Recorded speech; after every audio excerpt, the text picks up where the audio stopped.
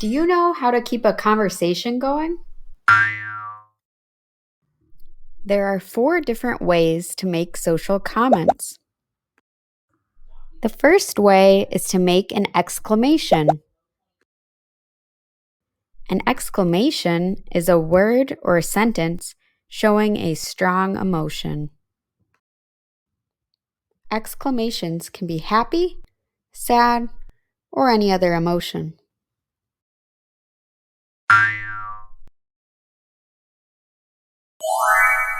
The exclamation should match the mood of your partner. I played basketball yesterday. Right on.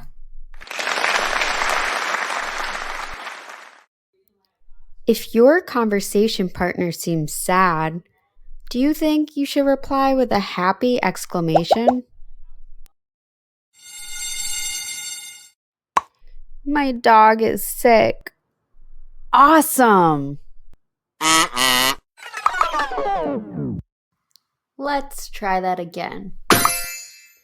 My dog is sick. I'm so sorry.